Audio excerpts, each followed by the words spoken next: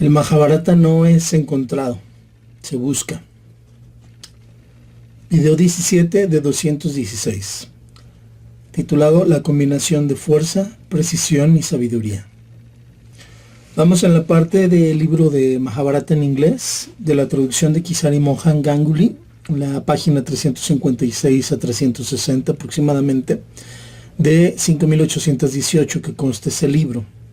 Vamos en el libro primero de 18 libros, que es el Adiparva o libro primero. Eso significaría Adiparva, libro primero. Dentro de ese libro primero, el subparva tiene pequeños sublibros o subparvas, por así decirlos. Vamos en el libro el Sambhava Parva, que es el séptimo sublibro de 19 que conforman ese Adiparva. Y dentro del Sambhava Parva vamos en la sección 114.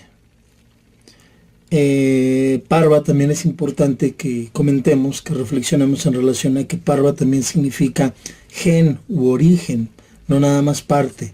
Entonces de aquí entra la relación con la analogía que se hace del Mahabharata con un árbol, el gen, la semilla, el ADN, toda la programación, todo lo que surge, lo que vendrá. Desde ahí hay que entender también la palabra Parva.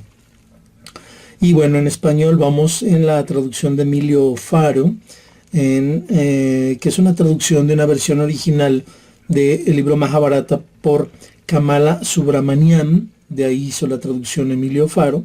Vamos, insisto, en el libro primero, comienzo Adiparva y nada más mencionado capítulo 11 en la traducción de Emilio Faro. Las bodas de Pandu y Dhritarashtra. Y bueno, aquí la reflexión en relación a lo que vamos a ver el día de hoy de las bodas de Pandu y Dhritarashtra.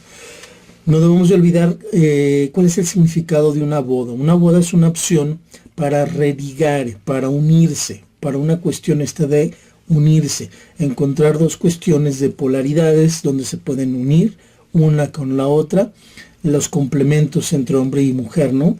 Y así llegar a abarcar algo muy mencionado por Jung, muy mencionado por Krishna en el Mahabharata, que es abarcar los pares de opuestos a través de un matrimonio alquímico en el sentido de que nos transmuta y nos hace mutarnos a algo superior, ¿no?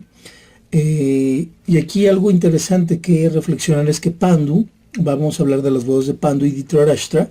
Pandu tuvo dos esposas. Era una costumbre aceptada en la India en esos tiempos, el tener dos esposas, ¿no? Dhritarashtra, por su lado, tuvo 100 hijos varones y una dama con Gandhari, su esposa. Pero con una de sus sirvientas tuvo otro hijo llamado Yuyutsu, que también es uno de los personajes importantes del Mahabharata. Y bueno, insistiendo aquí en la cuestión de como en la filosofía actualmente estudiamos, todo este tema de cambio de valores y cómo hay todo un cambio de valores en cada época, son valores diferentes, tradicionalismos y costumbres diferentes, pues el contexto de la India de ese entonces es que no era mal visto esta cuestión de que un rey tuviera una esposa, dos esposas, de que tuviera de repente esposas con incluso las sirvientas, no era mal visto, ¿no? Sin embargo, un comentario aquí muy interesante, porque vamos a hablar de las bodas de Pandu y Dhritarashtra.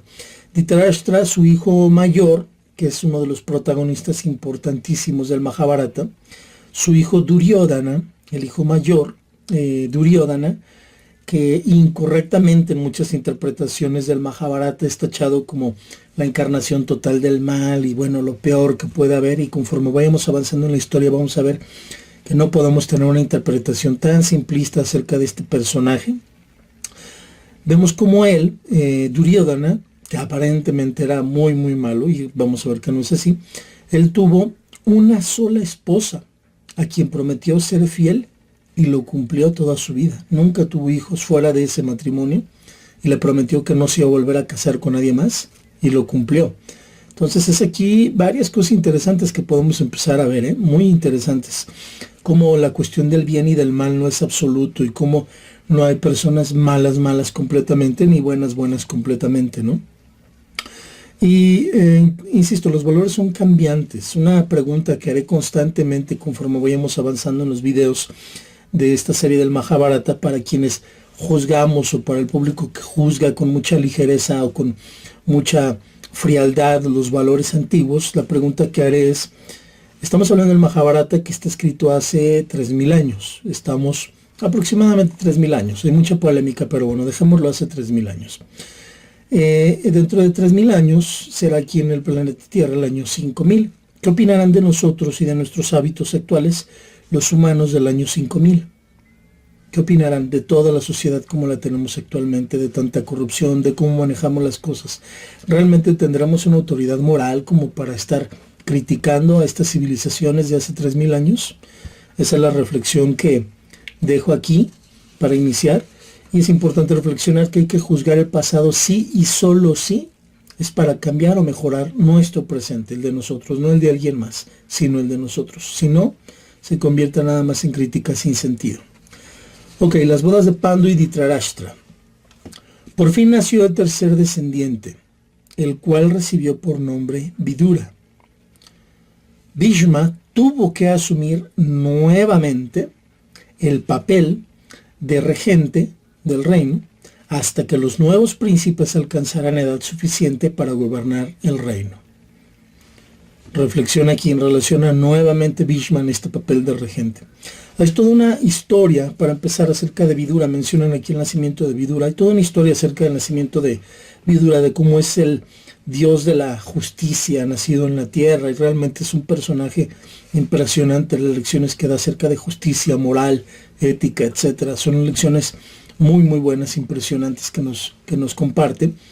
Pero bueno, hay toda una historia acerca de cómo era un sabio y se le cometió una injusticia, y bueno, juzga incluso y maldice al dios de la justicia, un sabio, y este dios de la justicia, que era Vidura, bueno, es forzado a nacer en la tierra a causa de este sabio que fue juzgado injustamente, ¿no? Pero bueno, no vamos a entrar a fondo. En el Mahabharata original en inglés viene toda esta historia acerca de el nacimiento de Vidura y de quién era anteriormente, ¿no? Recordemos que en la India, la cultura hindú tiene toda esta cultura de la reencarnación y de toda esta cuestión de nacer nuevamente muy muy arraigada, ¿no? Pero se mencionaba que Vidura era un personaje, insisto, importantísimo. Por ejemplo, en el Mahabharata mencionan que de entre todos los hombres virtuosos, y estoy citando aquí textualmente el Mahabharata, Vidura era el primero de entre todos los hombres virtuosos. El otro punto a comentar, Bhishma, comentaba yo, asume sin problemas nuevamente el papel de regente y de tutor. Sin problema. ¿Por qué sin problema? Porque está entrenado al 100%. Él es una persona, insisto, muy capacitada. Está entrenado muy bien para manejar el reino. Él desde pequeño, recordemos que él nació para eso, fue entrenado para eso. Luego vinieron las cuestiones estas de que ya vimos tan deplorables de lo que tuvo que hacer con tal de ver feliz a su padre, etcétera. Eso ya viene en los videos anteriores. Pero tanto como tutor como regente, él está totalmente entrenado. Y así pasa en la vida, cuando estás capacitado al 100% en algo. Es casi imposible que no tengas un resultado impresionantemente bueno, ¿no? Y viceversa, como ley, en aquello que no estás entrenado, en aquello que no dominas, pues obviamente vas a tener efectos adversos o resultados negativos. Ahí es donde surgen los resultados en tu vida que no te gustan, ¿no? Y quiero describir un poquito más acerca del Mahabharata, la versión en inglés, cómo describen exactamente cómo eran los resultados de el Bhishma fungiendo como regente, resultados impresionantes en el reino. Por ejemplo, se dice que la rueda de la virtud había sido puesta en movimiento por Bhishma en el reino, la rueda de la virtud, o sea, empezar a hacer que las personas fueran virtuosas a causa de su excelente gobierno. Comparemos eso con nuestros gobiernos actuales en la mayoría de los países del mundo y no vemos que realmente los dirigentes hagan mucho por poner en movimiento esta rueda de la virtud. Al contrario, ¿no? Lo incitan a la mayoría de la población a que hagan cosas no virtuosas. Describen en el Mahabharata, mientras reinaba Bhishma, cómo la gente salía de otros reinos y venía a vivir a donde él dirigía, donde él era regente. A ese grado había de prosperidad que la gente quería ir. Describen a la gente como llena de esperanza en esas épocas, en esos entonces. Se describe que las personas, y esto es muy importante porque es muy diferente a lo que existe en la actualidad, En ese reino las palabras más constantemente escuchadas en el reino eran dar y comer. Dar y comer. Era la cultura que prevalecía, que nadie tuviera hambre, que todo el mundo realmente estuviera bien alimentado y que todo el mundo diera. Había suficientes recursos, había suficiente prosperidad y todo el mundo podía dar. Entonces, esto es para darnos una idea del excelente trabajo que hacía Bhishma como regente.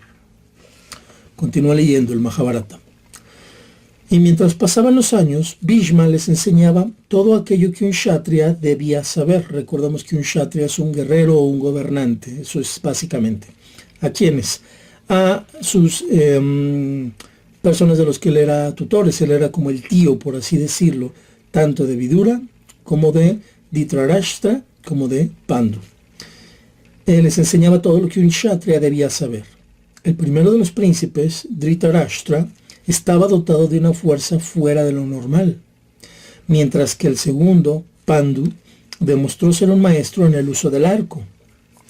Vidura, por su parte, era el más sabio de los tres. Una vez alcanzada la madurez, Bhishma nombró a Dhritarashtra heredero legítimo al trono. Pandu, el maestro de las armas, fue designado como el general del ejército, mientras que a Vidura se le asignó las funciones de ministro del rey. Dado que Dhritarashtra era ciego, recordamos que era ciego, no podía gobernar el reino. Así que Pandu asumió el gobierno del reino con la asistencia de Vidura. ¿Qué reflexionamos aquí? Reflexionamos en estos tres hermanos, se ve la analogía, la comparativa, si lo analizamos con hermenéutica, la combinación de fuerza, precisión y sabiduría, que era lo que entre los tres conjuntaban. Fuerza el mayor, precisión el segundo, que era Pandu, a través de su gran expertise en la cuestión del arco, la flecha, las armas, etc.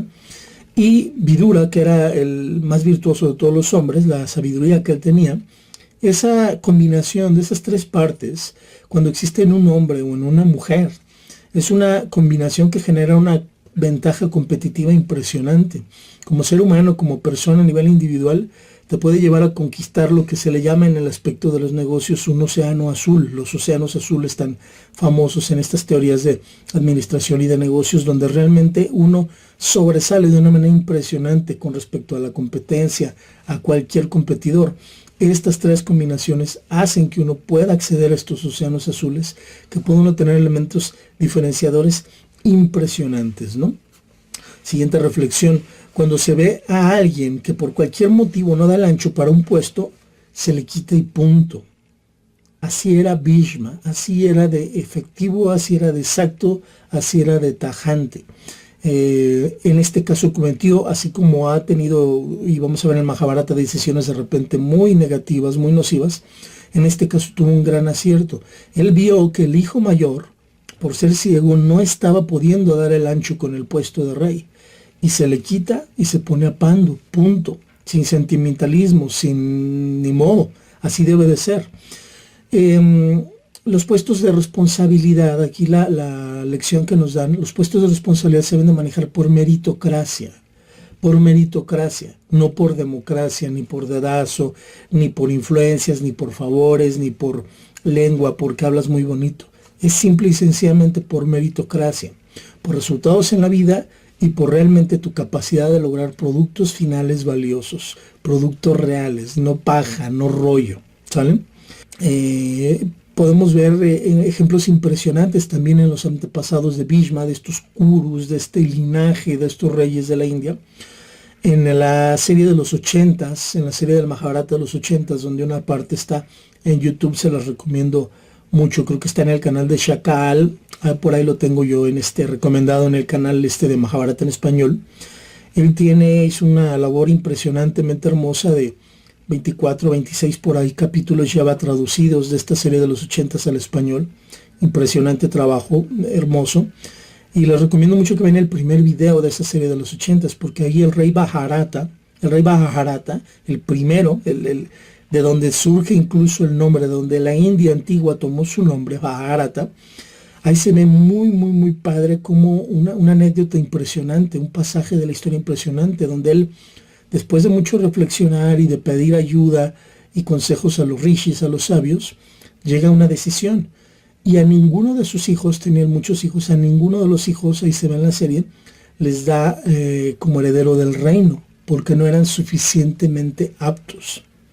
Le da la herencia del reino a otro familiar que no era un hijo directo de él, porque él tenía muy claro que los puestos se manejaban por méritos, no por cuestión sanguínea ni por cuestión nada más de dedazo, ¿no? Y esto habla mucho acerca de los sistemas políticos actuales, donde, bueno, es realmente una basura la mayoría de las cosas que manejan los partidos políticos acerca de cómo gobiernan a los países, y nosotros como ciudadanos pues simplemente como observadores, totalmente víctimas, observando y sin hacer nada al respecto estamos, ¿no? Y insisto, este primer capítulo de la serie de los 80 recomiendo mucho verlo, todos, pero bueno, al menos ese, ¿no? Y sus hijos obviamente de Bharata tienen una reacción impresionantemente molesta, no se lo esperaban, ¿no? Entonces, esto nos deja muchas lecciones. Una de ellas es que la muchedumbre, la masa, el grueso de la población no acepta cambios al statu quo, no acepta cambios a las cuestiones normales, aunque sean negativas. La gente trata de mantener las costumbres, a veces por negativas que sean, ¿no? Siempre y cuando, y sobre todo cuando afecta a tus intereses personales, ahí se tratan de mantener a toda costa, ¿no? La muchedumbre nunca renuncia al ego para pasar al yo consciente o incluso al nosotros. Esa es una lección también muy importante que aprender. Y otra reflexión es que aquí en esta parte que acabamos de leer vemos en Bhishma, en Krishna y en Karna y en todos los personajes ejemplos de virtudes sorprendentes, pero también ejemplos de errores garrafales. Lo vamos a ver. Todavía no hemos hablado mucho ni de Krishna ni de Karna en esta parte de los videos que llevamos, pero lo vamos a ir viendo según vayamos avanzando en el Mahabharata. Y vamos a ver cómo de repente en ellos se alcanzan a ver errores garrafales impresionantes. Y bueno, aquí se queda muy claro que ni los dioses de la India se salvan de tomar decisiones atroces constantemente, ¿no? Dioses que, como sabemos, bueno, pues es un concepto muy no correcto de lo que es Dios. Son dioses antropomorfizados, como es en la mayoría de las civilizaciones antiguas, dioses muy reflejados a los miedos realmente de los hombres, de los seres humanos, ¿no? Lo cual nos va a dar una visión muy errónea de lo que es un concepto verdadero de Dios. Por eso muchas religiones y culturas pues realmente tienen un concepto muy negativo acerca de Dios, por toda esta cuestión antropomorfizada que se da acerca de Dios, donde realmente les ponemos a estos dioses muchos miedos y muchas costumbres humanas que pues nada que ver, ¿no? No por nada dice por ahí una frase de que el hombre creó a Dios a su imagen y semejanza. Valdría la pena reflexionar en relación a esto, y esto no es un comentario ateo o un comentario que agreda a Dios, al contrario. Yo considero que realmente el tema de Dios es un tema muy mal entendido, y que realmente los teólogos y personas que han estudiado muy a fondo las cuestiones religiosas tienen cosas muy claras, conceptos muy diferentes, muy claros acerca del concepto de Dios, que la mayoría de las personas desconocen o desconocemos, ¿no? Pero bueno, continúo leyendo el Mahabharata. Dice: los tres muchachos habían alcanzado ya su juventud, y la preocupación más inmediata de Bhishma era encontrar esposas para ellos. Y oyó que Subala, el rey de Gándhara, tenía una hija muy bella y fiel, que además tenía fama de ser muy devota de Sankara.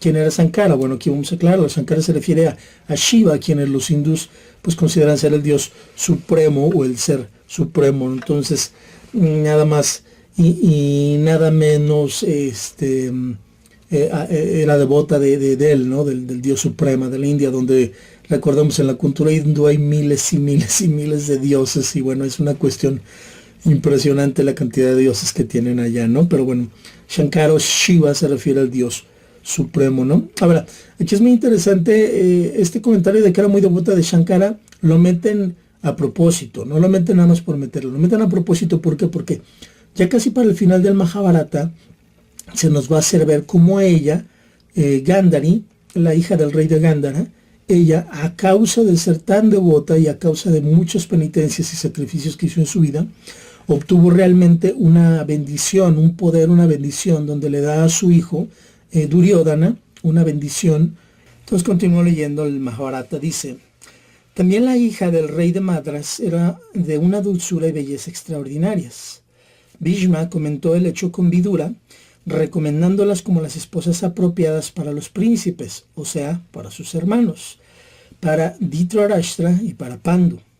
Lo comentó con su hermano mayor, que era un sabio, con Vidura lo comentó. A lo que Vidura le contestó: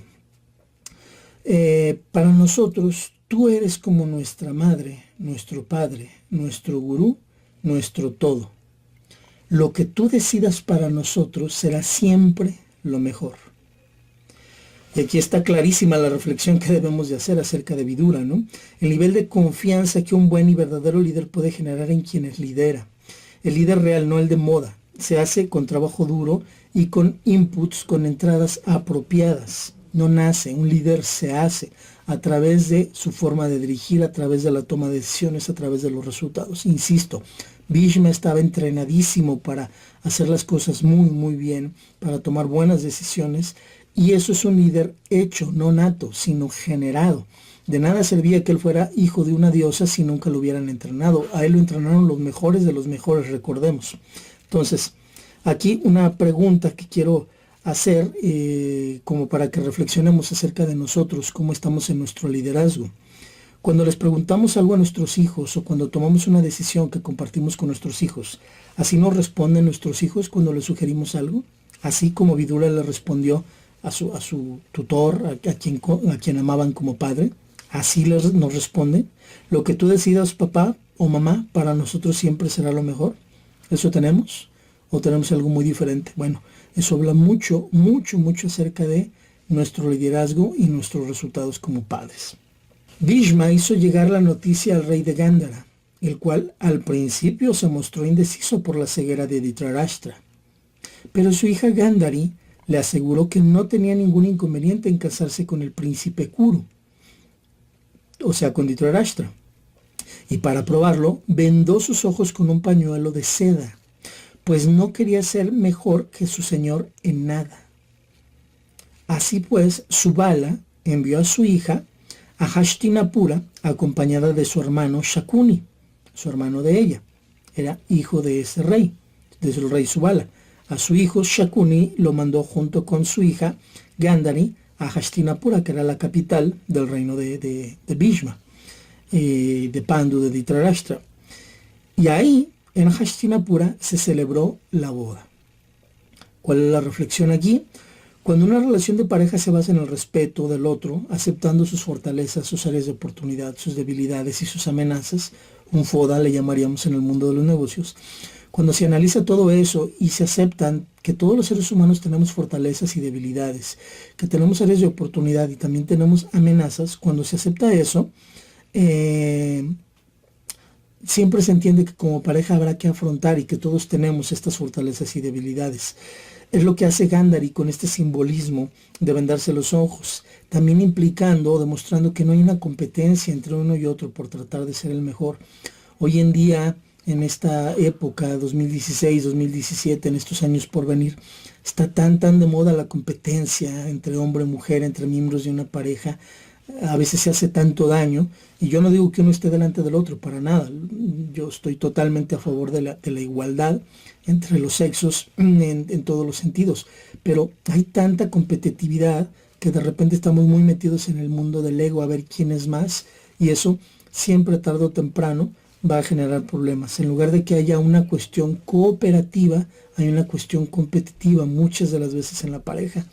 Hay que tener mucho cuidado de las cosas tan negativas que eso de repente puede llegar a generar. Entonces, insisto, la atención en la pareja, en la relación de pareja, no está en quien logra más, sino en quien ama más, en vivirse plenamente sin etiquetarse de ninguna forma, ¿sí? Y bueno, aquí por último vemos cómo se menciona por primera ocasión un personaje muy importante del Mahabharata, también hay que seguirlo muy de cerca, Shakuni. Shakuni se menciona. Ojo con este hermano de Gandhari, ojo, porque va a generar un montonal de broncas aquí en la historia, y muchos de nosotros nos vamos a ver reflejados o vamos a ver reflejados a nuestros peores enemigos y a gente que nos ha causado muchas broncas en la vida. Lo vamos a ver reflejado aquí con las formas de ser y de actuar de Shakuni. ¿Sale? Entonces continúo leyendo. Dice, por otra parte, el rey de Madras celebró un Swayambara para su hija Madri. Ya vimos lo que es un Swayambara, cuando el rey le permitía a su hija elegir por ella misma, sin elegírselo a ella, su marido, que ella misma eligiera a su marido. El rey de Madras celebró un Swayambara para su hija Madri, la cual eligió a Pandu como su esposo, pues sobresalía en gentileza y belleza muy por encima de sus rivales. Bhishma estaba muy complacido con las nuevas esposas que iban a convertirse en reinas de la gran casa de los Kurus. Y muy bien, aquí terminamos este video número 17. Nos vemos en el siguiente video 18.